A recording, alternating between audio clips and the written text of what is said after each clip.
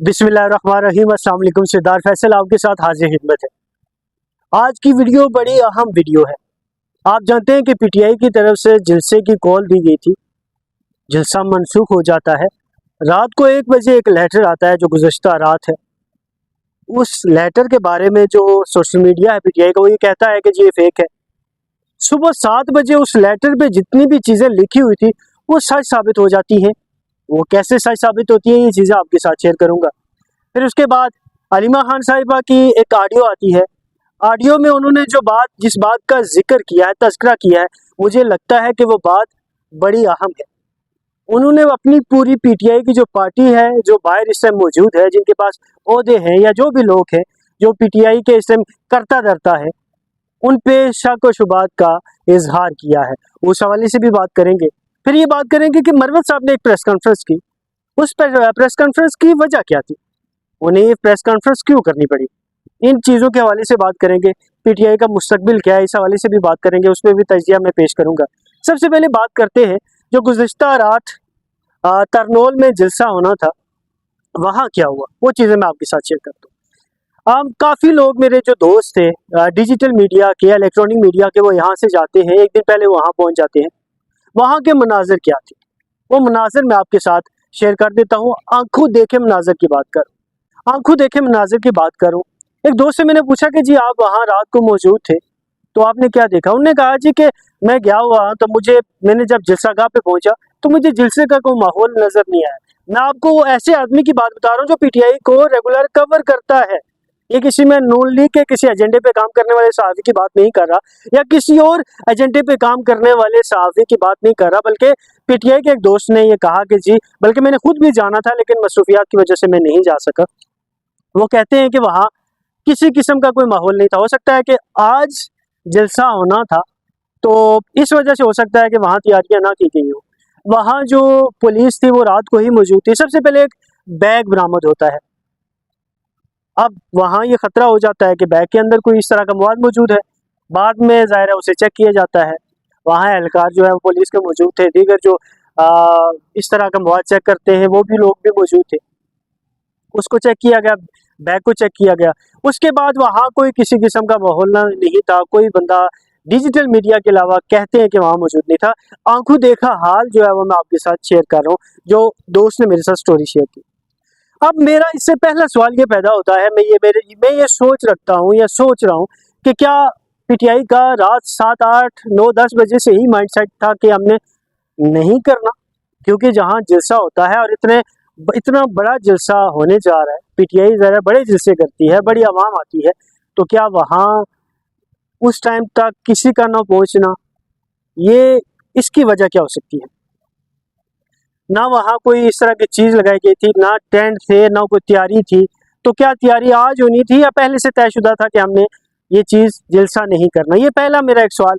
इस चीज़ को मैंने आपके साथ वो इमेजिन किया है और वो चीज़ें मैंने आपके साथ रखी हैं। उसके बाद रात को एक बजे लेटर आता है पीटीआई के।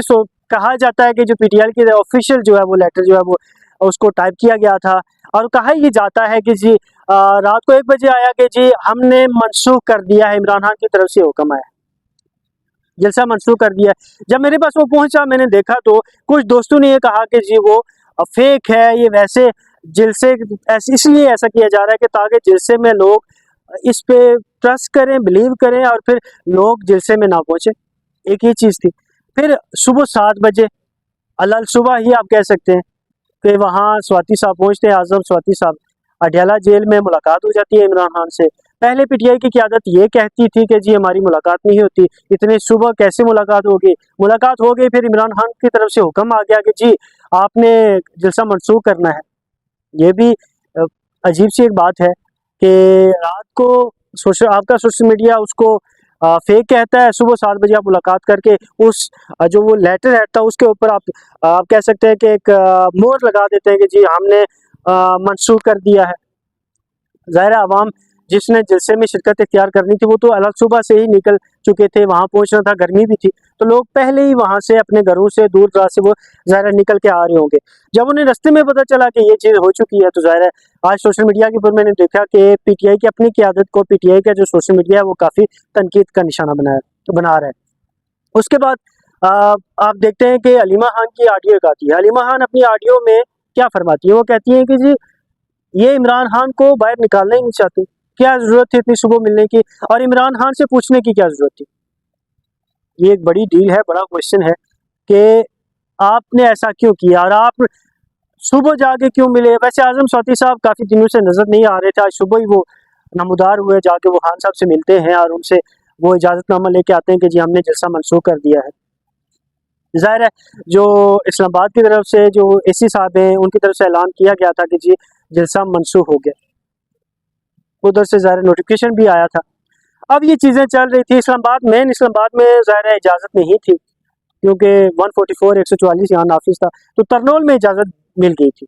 लेकिन अब वो 8 सितंबर को जो है वो उन्हें इजाज़त दे दी गई है कि 8 सितंबर को आप कर सकते हैं जलसा। 8 सितंबर को करेंगे या नहीं करेंगे वो एक डिफरेंट बात है, लेकिन आज जलसा होना था और आवाम की बड़ी जो है वो तवक्कुआत कह सकते हैं और उम्मीदें वाबस्ता थी कि आप जलसे में जाएंगे और इमरान खान का कोई पैगाम जो ये लोग हम तक पहुँचाएंगे, पीटीआई की क़यादत वो हम पैगाम सुनेंगे। लेकिन आवाम जो है वो हैरान और परेशान हो गई। हैरान इसलिए हुई कि सुबह 7 बजे बताया गया, परेशान इसलिए हो गई कि क्यों बताया गया। हलीमा खान ने अपनी पूरी पीटीआई की जो पार्टी है उसके ऊपर शकूक का इजहार करते हुए कहा है कि जी वो निकालना, इमरान खान को बाहर निकालना ही नहीं चाहते।